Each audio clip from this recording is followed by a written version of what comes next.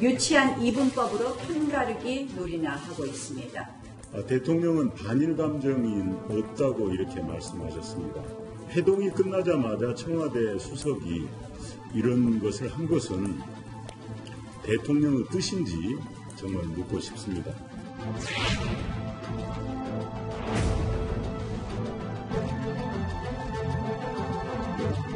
내정 간섭을 넘어 결코 자시할 수 없는 정치적 공격 행위입니다. 이러한 행위가 계속될 경우에 한일 관계는 회복할 수 없는 파국에 이를 것이며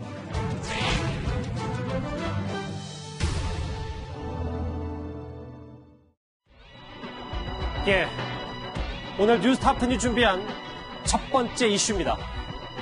3위 외교 접고 싸운 한일 외교관 그리고 일장기 한국당 로고를 단 KBS 얘기입니다. 먼저 이 얘기부터 좀 해볼게요. 오늘 오전에 있었던 일부터 먼저 풀어보도록 하겠습니다. 이 징용 배상 판결에 대해 중재일이 열자는 일본의 요청을 우리가 받아들이지 않자 일본의 외무상이 오늘 오전 주일 한국 대사를 불러 항의했습니다. 그런데 이 과정에서 말을 자르고 언성을 높였습니다. 화면부터 먼저 보고 오겠습니다. 한국政府が今行っていることは第二次世界大戦後の国際秩序を根底から覆すものに等しいものであります。ちょ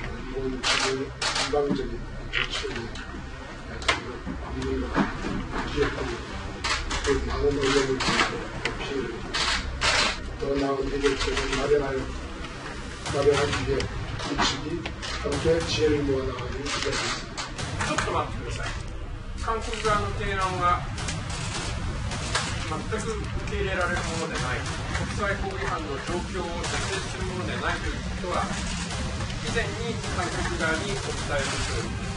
それを知らないふりをして改めて提案をするのは極めて無礼です。 이야, 대단한데요. 근데 이현주 의원님 일단 하나씩 짚어볼게요. 말은 고노외상이 먼저 끊지 않았습니까? 그런데 그렇죠. 무례하다고 우리 쪽에서 봤을 땐 좀 적반하장 같은데요? 외교적으로 이제 어떤 항의를 표시할 때 일단 이 대사를 초치한다, 즉 불러들인다는 뜻이죠. 상대국 대사를 일단 그 외교부로 불러들여서 항의의 뜻을 전달합니다. 이제 그 다음에 조치가 뭐냐면 자국 대사를 소환하는 조치. 이게 외교적으로 보면 점점 이제 에스컬레이트 되는 것인데요. 지금 이제 한일 관계가 어떤 면에서 보면 이제 서로 성명전을 하다가 이제 본격적으로 대사를 불러서 어떤 면에서 항의를 하는 이런 양상으로 이제 좀 더 악화되고 있는 그런 상황 같습니다. 더군다나 이런 초치를 할 때는 각국의 입장을 대신해서 이야기를 하는 것이거든요. 지금 뭐 남간표 대사가 갔지만 남간표 대사의 개인 이야기를 하는 거 아닙니다. 그렇죠. 다 적어온 것 그리고 우리 정부의 공식 입장을 상대국에 전달하는 거예요. 자, 그런 상황에서 지금 고노 외상이 말을 끊어버리고 자기의 이야기를 한다는 것은 굉장히 외교적으로 보면 불쾌한 일이고 신뢰의 일이죠. 예. 그런 걸 왜 하겠냐. 저는 하나 정책적으로 다 짜여진 저는 각본이라고 봅니다. 저렇게 공개적으로 원래 조치할 때도 그냥 잠깐 이 정면만 공개되는데 저렇게 양쪽의 이야기가 다 공개되지는 않습니다. 이제 그런 걸로 비춰볼 때 상당히 어떤 일본 측에서는 우리 측에 강한 항의의 뜻을 전달하기 위해서 저런 모습을 비췄고 고노 회상이 잠깐만 끼어든 것도 또 하나의 정책 행위라고 저는 봅니다. 지금 시청자분들도 느끼셨겠지만 고노 외상의 외무상의 목소리 점점 높아졌고 심지어 자세까지 좀 삐딱한 모습도 같이 봤어요. 김정우 실장님. 네. 분위기가 저렇게 과열되니까 일본이 언론 대응하는 일본의 외무성 홍보관이 취재진에게 더 찍지 말라고 X자도 했답니다. 네, 맞습니다. 현재 외무상이라 볼 수 없는 그런 아주 무례한 행동을 했거든요.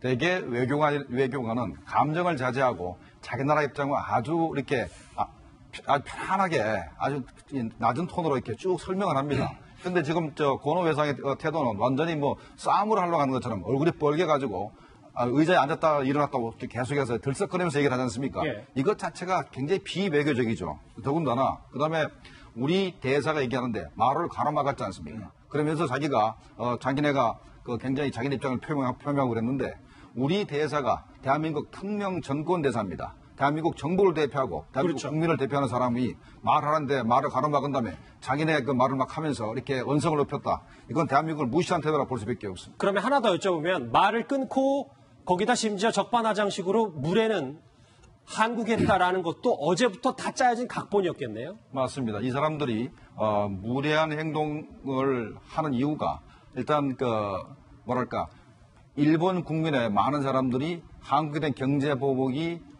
타당하다라는 이게 한 80% 된다고 하니까 거기에 부응하는 것 같고 또 선거가 임박하지 않습니까? 그러니까 일본 국민의 감정을 대변하는 것처럼 해서 이렇게 나오는 것이고 예. 그다음에 이제 국제법 위반 얘기를 자꾸 하지 않습니까? 그런데 일본 입장에서는 1965년도 한일 청구권 협정으로 강제징용 배상 문제는 딱 타결됐는데 왜 한국이 대법원에서 그게 배상 판결이 나왔으면은 한국 정부가 대응을 해서 뭔가 조치를 취해야 되는데 가만히 있었다는 게 국제법 위반 얘기를 하는 거고. 근데 우리 청와대에서는 국제법 위반은 일본에서 하고 있다라는 주장은 그건 WTO 위반이다. 왜냐하면 경제 문제를 가지고 정책으로 보복하니까 이거는 WTO 위반이라는 얘기를 이제 우리 정부는 하고 있는 겁니다. 예. 네, 지금 방금 김정모 실장께서 말씀하신 내용의 핵심인데요. 지금 일본이 우리에게 이 조치를 요구하고 있는 것은 이 대법원 판결 아닙니까? 그렇죠. 강제징용에 대한 것이 한일협정과 어긋나니까 이걸 어떻게 해결할 거냐.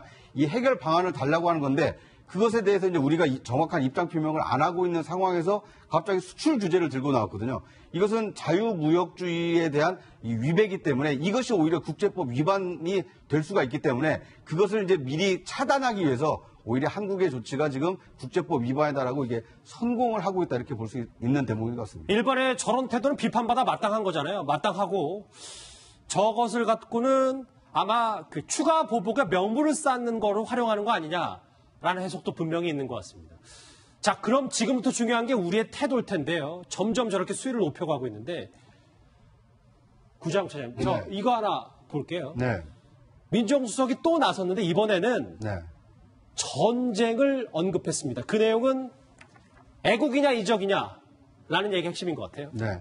그러니까 이제 지금 일본의 수출 규제를 경제 전쟁으로 아주 극단적인 상황으로 지금 인식을 하고 있는 것인지 청와대가 만약에 그러면 전쟁이라고 한다면 이것은 싸워 이겨야 되는 문제 아닙니까? 이건 대화와 타협이 아니라 이 어떻게 보면 협상의 여지가 없는 싸워 이기는 것으로 지금 청와대가 인식을 하고 있는 것인지 아니면 조국 민정수석이 개인적으로 그렇게 받아들이고 있는지 이것에 대한 의구심을 불러일으키고 있고요. 예. 또 한 가지는 이제 애국이냐 이적이냐라고 해서 일본에 대한 강한 입장을 얘기하는 것은 애국이고 그렇지 않고 대화를 통해서 협상을 해야 된다. 이렇게 온건적으로 얘기하는 것은 이적 행위로 비칠 수 있다. 이제 이런 뉘앙스를 좀 풍기고 있거든요. 예. 이제 이렇게 되면 과연 외교적인 해법을 찾아갈 수 있겠느냐 이런 이 우려가 지금 나오고 있습니다. 윤종훈 교수님, 이것도 차분히 봐야 되긴 합니다만 일단 뭐 이 감정에 호소하고 모르겠습니다. 민족주의를 지금 주장하는 게 맞는지에 대해서 뭐 갑론을박이 있으니까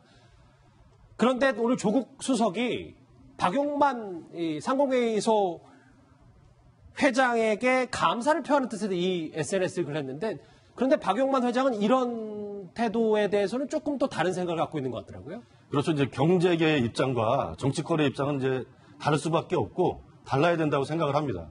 그러니까 이제 박용만 회장이 이제 언급하셨던 것에 대해서 이제 칭찬하는 의미에서 저걸 썼던 건데 이제 정부의 문재인 대통령을 중심으로 한 정부 대응에 마음을 모아서 하나로 이제 힘을 모아줘야 된다. 이제 이런 발언을 이제 박용만 회장이 했고 그거에 대해서 이제 감사의 뜻을 표하면서 이제 저런 페이스북에 이제 글을 올린 거죠. 예. 근데 저는 제가 봤을 때는 지금 이제 한일 간의 문제에 있어서 저런 얘기가 감정을 이제 끌어올리는 그런 얘기라고 생각하지는 않습니다. 애초부터 경제 문제에 경제 보복 이런 이슈를 가져온 것은 일본이었단 말이죠. 그래서 일본이 먼저 도발한 상황에서 우리가 여러 가지 이제 대처 방법들을 정부 차원이든 민간 차원이든 논의를 하고 있는데 정치권에서 나오는 저런 얘기들이 이제 한국 땅에서도 감정적으로 대응한다 정부가 자꾸 이런 식으로 공격을 하는데 예. 무엇이 감정적인지 일반 국민들 입장에서는 이해할 수가 없을 것 같아요. 아, 조국 수석의 주장에 어느 정도 동의하신다는 말씀이죠? 그렇죠. 예. 아까부터 김종훈 실장님이 계속 발언권을 달라고 하셔서 안 드릴 수가 없네요. 네. 짧게 좀 부탁드릴게요. 네, 예. 그러니까 대통령이 이틀 전에 수석보좌관 회의에 있다 말씀하셨지 않습니까? 예. 그 자체가 어떻게 보면은 청와대 기류를 설명하는 겁니다. 그러니까 일본의 외교로 풀자는 말씀하시지만은 어떻게 보면 내용을 잘 보면 어떻게 보면 경제 선전포고에 가깝고 그것 자체가 현재 조국 수석이 현재 SNS에 올린 게 경제 전쟁이라 그랬지만 이는 본인 개인의 생각이 아니라 청와대 전체 기류가 경제 전쟁이라 생각하고 있는 겁니다. 그렇게 보고 있다. 여기서 전문가들의 의견도 조금 엇갈리고 있습니다. 정치권에서는 특히 야당에서는 즉각 비판의 목소리가 쏟아졌습니다. 이 청와대가 반일 감정에 앞장서서 국민을 편가르게 한다. 이런 얘기인데요. 같이 그 목소리 들어보시죠. 청와대 민정수석에게서는 죽창가라는 단어가 나오고 야당을 향해 토착 왜구라는 단어를 씁니다. 정부를 비판하면 친일 매국으로 몰아붙이고 있습니다. 유치한 이분법으로 편가르기 놀이나 하고 있습니다. 애국이냐 이적이냐로 표현했지만 결국 친일이냐 반일이냐는 또 편가름이라고 생각이 됩니다. 회동이 끝나자마자 청와대 수석이 이런 것을 한 것은 대통령의 뜻인지 정말 묻고 싶습니다. 대통령은 부끄러워해야 합니다. 예, 새롭게 바뀐 뉴스탑들이 시작한 이후로 가장 빠른 시간에 유튜브를 통해서 실시간 댓글이 들어왔습니다. 같이 한번 봐야 될 것 같아요. 왜 국민들 보고 싸우고 앞장서라고 할까? 정치인들이 앞장을 서야죠. 조국 수석을 비판하는 내용도 있고 지금이 구한 말이냐라는 비판 또 있습니다. 조선시대 말기가 현재 진행 중이다. 아직까지 댓글은 조금 조국 수석에 대한 전쟁 SNS 발언에 좀 비판적인데 일본의 정해진 매뉴얼 수순이든 듯 저 얘기까지 있습니다. 그러니까 아까 고노 외무상의 저런 발언도 매뉴얼의 수순일 것이다. 이현재 의원님, 네. 댓글과 제 질문을 좀 합쳐서 한번 여쭤볼게요. 네. 어제 여당 5당 대표에서도 야당의 일부 지적이 문 대통령과 청와대 참모들이 너무 감정적으로 좀 접근하는 거 아니냐라는 비판이 있었는데 오늘 조국 수석의 저 얘기 어떻게 좀 들으셨습니까?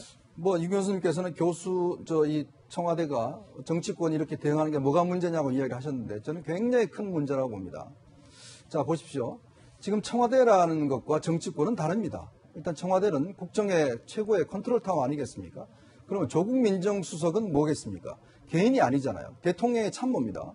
자, 조국 민정수석이 이야기를 하는 것은 결국은 대통령의 뜻으로 받아들일 수가 있습니다. 그리고 전쟁이라는 게 뭡니까? 우리가 아시다시피 전쟁을 서로 죽이고 하는 것이 전쟁이 아니겠습니까? 근데 지금 이 상황이 경제 전쟁인가요?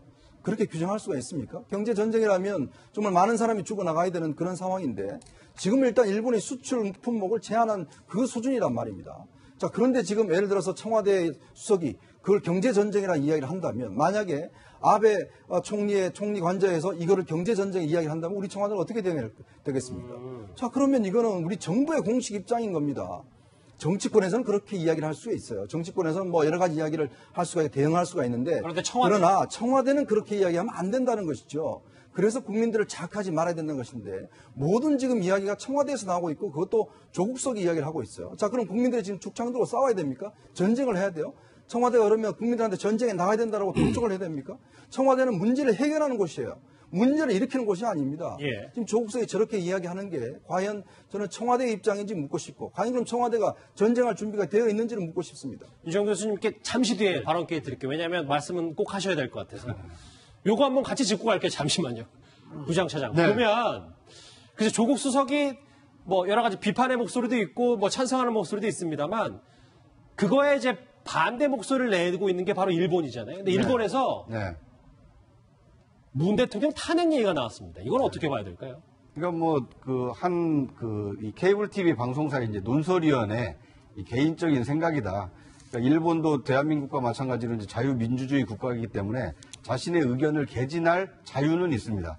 하지만 이제 저런 것이 적정한 거냐, 상대 국가의 어떤 그 대통령에 대해서 뭐 유권자도 아닌 사람이 탄핵해야 된다 이렇게 얘기하는 것이 무슨 의미가 있겠습니까? 저것은 감정을 불러일으키기 위한, 그러니까 한국 사람들의 어떤 반일 감정을 촉발시키기 위한 뭐 이런 극한 언서다 이렇게 좀 보여지고요. 만약에 저걸 역지사지해서 우리나라의 한 방송사 논설위원이 아베를 암살해야 된다 이런 식으로 얘기를 하면 그 일본 사람들이 받아들일 수 있겠습니까? 이 문제를 해결하기 위해서는 아베 총리를 어떻게 끌어내려야 된다. 이번 참여연 선거에서 패배하게 만들어야 된다.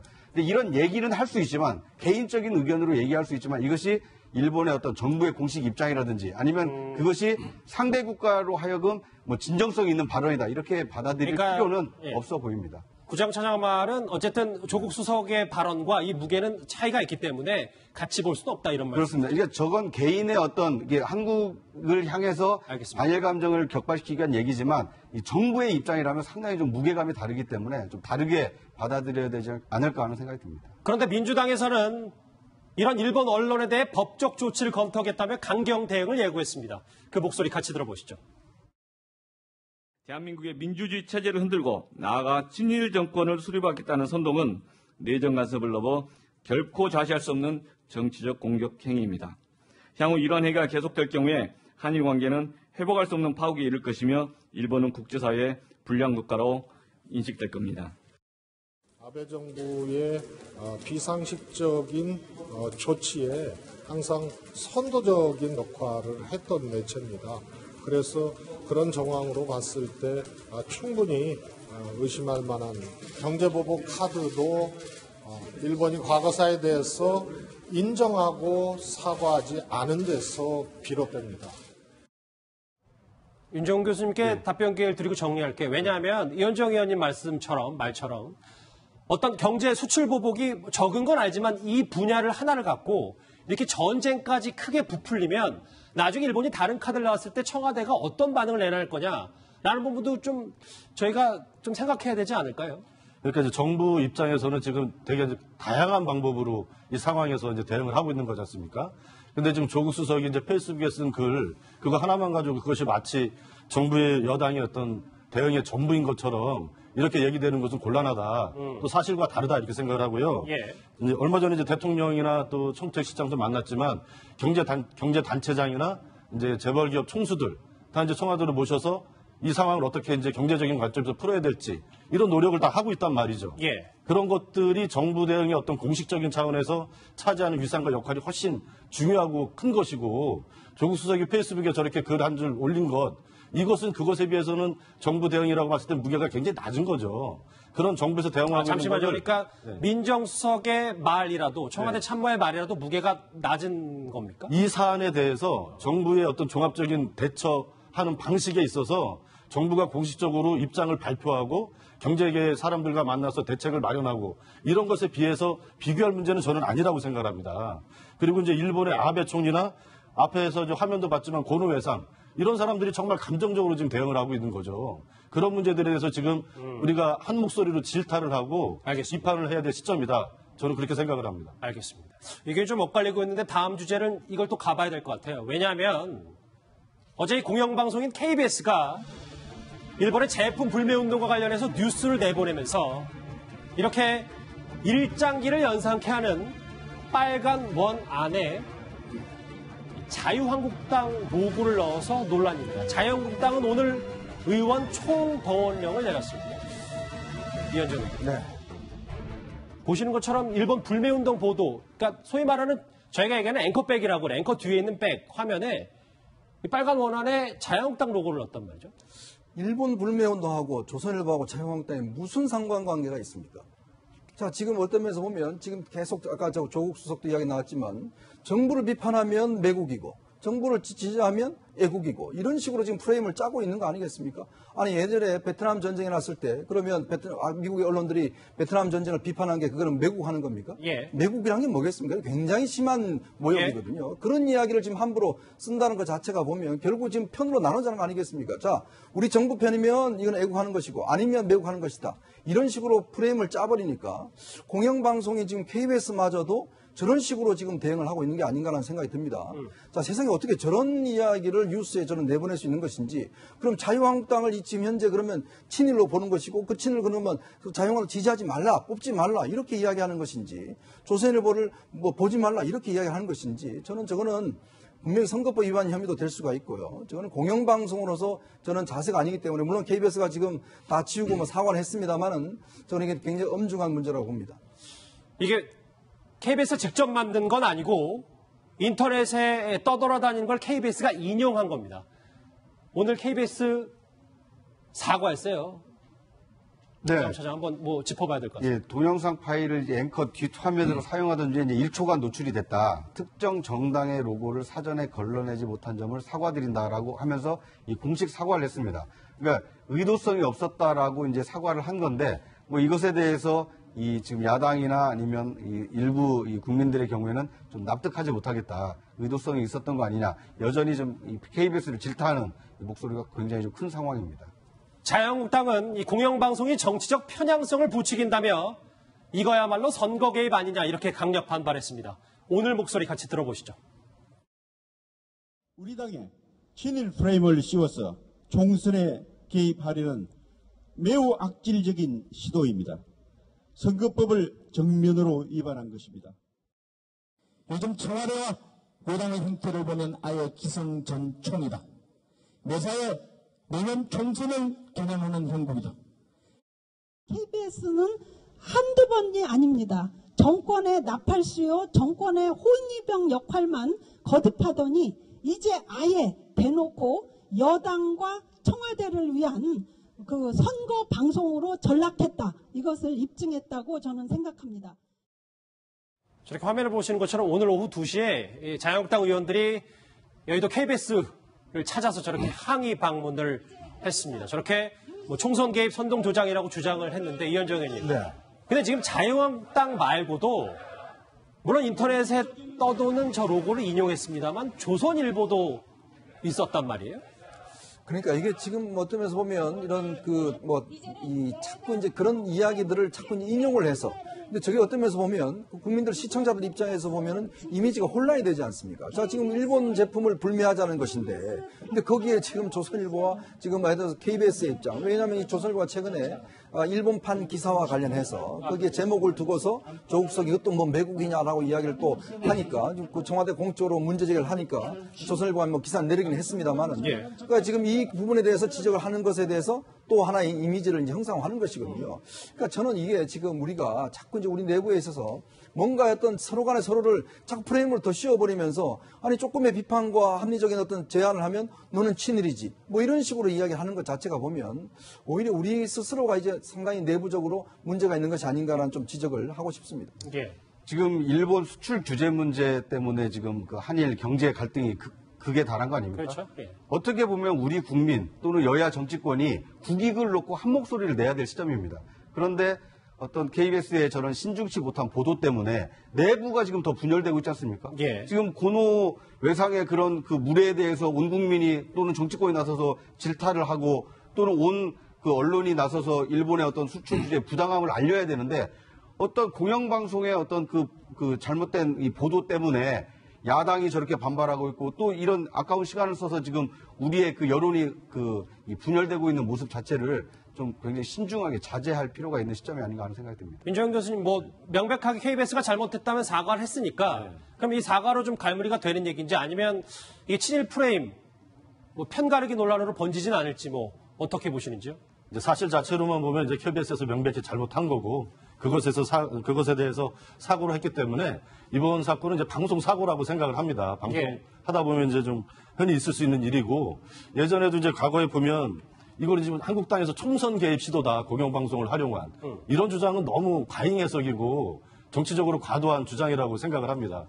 이전에도 이제 방송 보다 보면 노무현 대통령 사진을 이렇게 악질적으로 왜곡한 그런 이제 영상들도 뉴스에 여러 차례 나갔지 않습니까? 또 5.18, 또 특정 지역, 뭐 호남 지역을 폄훼하는 이런 영상들이 방송에서 이제 송출되는 이런 방송 사고들이 여러 번 있었죠. 그러니까 그런 거의 일환이지, 뭐 총선에 개입하기 위해서 여건이 KBS 공영방송을 뭐 장악해서 이렇게 한다. 이것은 너무 좀 과도한 주장이고 많은 국민들도 그렇게까지 확대해서 생각하시지는 않을 거라고 생각을 합니다. 이 부분도 조금 의견이 갈리고 있는데 알겠습니다.